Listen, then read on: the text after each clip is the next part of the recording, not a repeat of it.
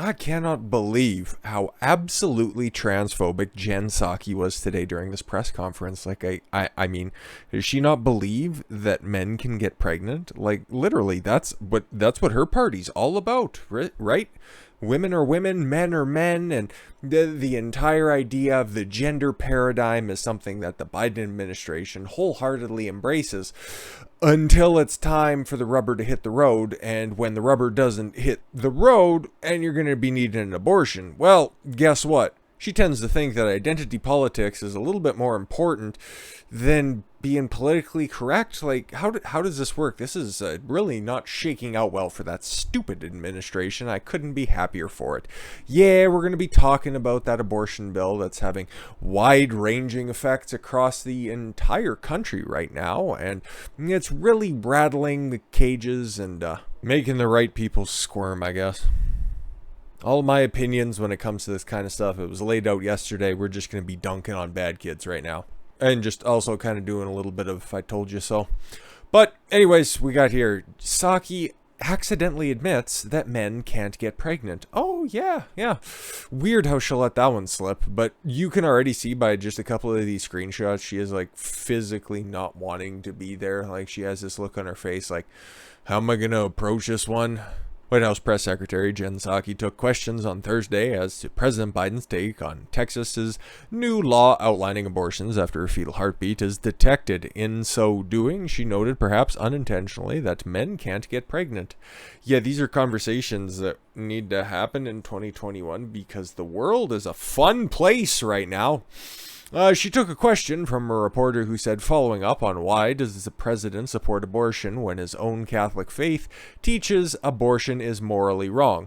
Fair enough question, right? And how does Jen, he hired a woman to be in charge of this, Psaki reply?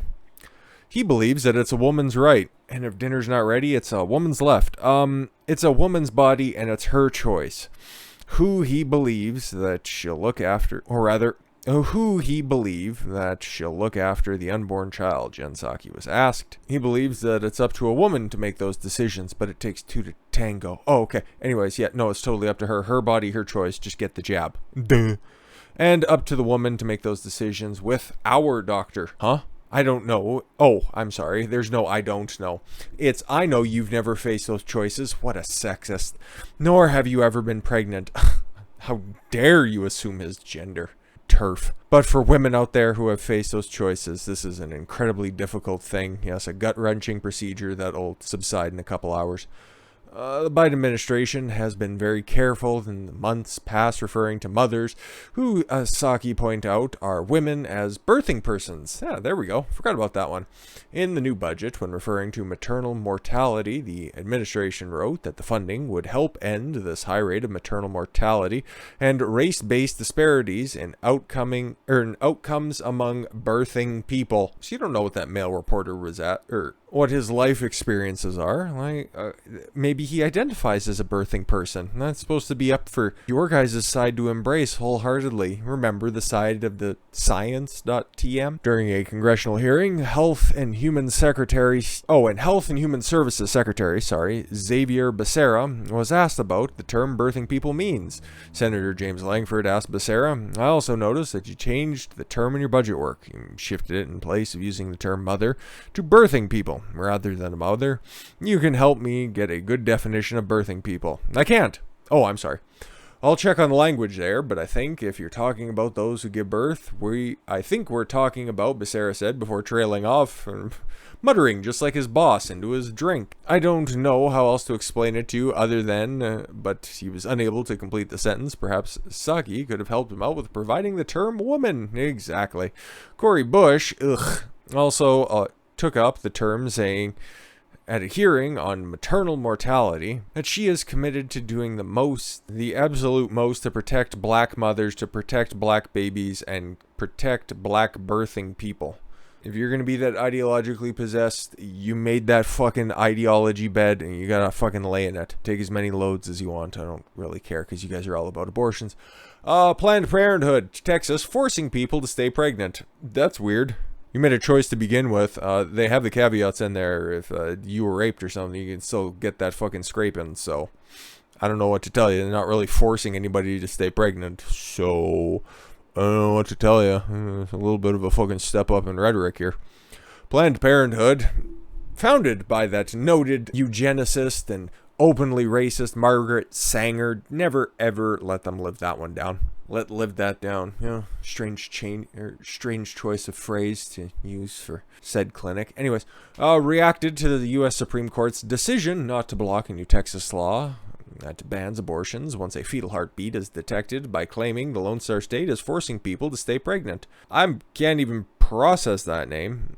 Jodel Rodriguez, philanthropy officer, just a made-up name and a made-up position of Planned Parenthood El Paso, reacted to the new law when it went into effect Wednesday, stating that the state of Texas is forcing people to stay pregnant against their will.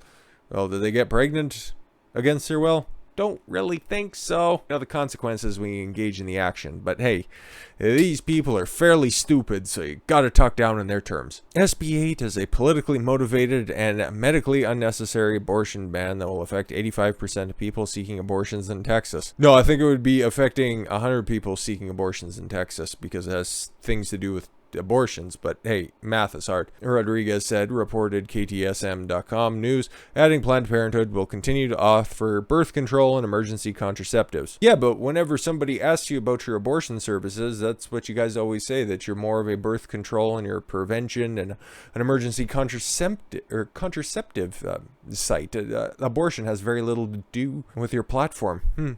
Oh, okay, cool. But like we talked about yesterday, how this decision went up to Samuel Alito, Justice Alito's desk yesterday, and he did nothing with it. So if it would have went in front of the full Supreme Court, if he would have took it there, I thought that it would be likely that, yeah, all three liberal justices would just go ahead and want to take this up, and then in order for it to be taken up by the Supreme Court to be discussed, all it would need is just a fourth justice. Now, it didn't get to that time, and I also said that, yeah, you can go back and watch the video. I remember making the remark. I wouldn't think it out of the realm of possibility that Justice Roberts would side with the liberals. He's done it on a fair few amount of occasions, but guess what dropped today? Supreme Court Roberts sides with liberal bloc. Oh, apparently my tongue is trying to commit an abortion out of my mouth. Jesus, can't fucking talk today. That's great. Says a Texas abortion ban may be unconstitutional. Oh, he knows laws too, but he's also a fucking idiot. Chief Justice of the Supreme Court, late September 1st, tried to block a new law in Texas, arguing that it might violate the U.S. Constitution. How so? Chief Justice John Roberts voted with the three justices appointed by Democrats to enjoin Texas Senate Bill 8, which bars abortions from being performed after a fetal heartbeat is detected outside of medical emergencies. The four, though, were outvoted by 5 Republican-appointed justices who said abortion provider plaintiffs had not carried their burden of showing they would likely succeed in their lawsuit. Roberts, appointed by George W. Bush, said the law's provisions, which block state officials from enforcing the ban and allow anybody to bring lawsuits against the doctors or others involved in the illegal abortion, were not only unusual, but unprecedented. How so? The legislature has imposed a prohibition on abortions after roughly 6 weeks, and then essentially delegated enforcement of the prohibition to the populace at large, if desired consequences appear to insulate the state from responsibility for implementing and enforcing the regulatory regime. He wrote in his dissenting opinion, with whom Justices Breyer and Kagan joined. Roberts said he would have granted preliminary relief to preserve the status quo ante before the law went into effect, so that the courts may consider whether a state can avoid responsibility for such laws in such a manner. But he also said that he wasn't sure if the law violated the Constitution or whether the High Court could intervene. So he thinks that it might be unconstitutional, but he also said he wasn't sure if the law violated the Constitution. Okay, you see, we're dealing with a real fucking high IQ individual here. He's trying to play both sides against each other to just stir something up. But it's funny, right? Okay, so they did want to take that up, and it was like, fair fucks to you. It's not in the purview of the Constitution. That's what I said yesterday, and hey, it looks like proven twice right in that article. That's fun. But it's amazing what Joe Biden will put all of his full force behind. What he's quick to act on and what he's quick to delegate on. Joe Biden launches whole of government effort, the whole of the government, to protect the wholes of birthing people, to fight Texas pro-life law. Again, man, he's really not aware of that whole 10th Amendment thing where the federal government can't interfere with the states' governments. You know, that's all right. We'll figure it out soon enough. President Biden announced a whole-of-government effort. What does that mean? On Thursday, to fight the latest Texas ban on abortion, a child who has a heartbeat. I am directing the council and the office of the White House counsel to launch a whole-of-government effort to respond to this decision. Why? In a statement, Biden proposed using the Department of Health and Human Services and the Justice Department to challenge a Texas law and ensure women's access to abortions. I'll make a deal with you. No abortions after 6 weeks, but you can have the access to as many flights of stairs and coat hangers as you want. Deal? Deal. President criticized the Supreme Court for choosing not to rule immediately to block the Texas law, calling it an unprecedented assault on women's constitutional rights.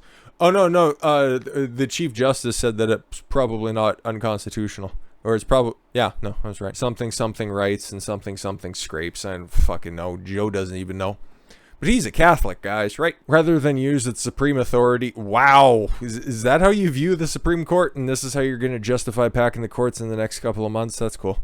The supreme authority to ensure justice should be fairly sought. The highest court in our land will allow millions of women in Texas in need of critical reproductive care to suffer. Well... Oh, no, they're preventing a lot of women from suffering for critical reproductive care. Oh, I'm sorry. Courts sift through procedural complexities. Yeah. Isn't it a bitch when you're relying on the Supreme Court to do something and then they don't follow through on it? Yeah, sucks to suck. The Supreme Court voted 5-4 to deny an emergency request. Yeah, meaning that you'll just have to hop the state line if you want to go get a fucking quick suck. Whoop-de-doo. Biden said the Supreme Court's decision insults the rule of law because the Texas law unleashes unconstitutional chaos. How so? How so? Dude, nobody likes you. Nobody likes you. You're corrupt. Oh, and you're fucking number two. You're Brutus in this situation. This law will dramatically reduce access to reproductive care for women in Texas, particularly for women with low incomes and women of color. Yeah, okay. Yeah, fucking...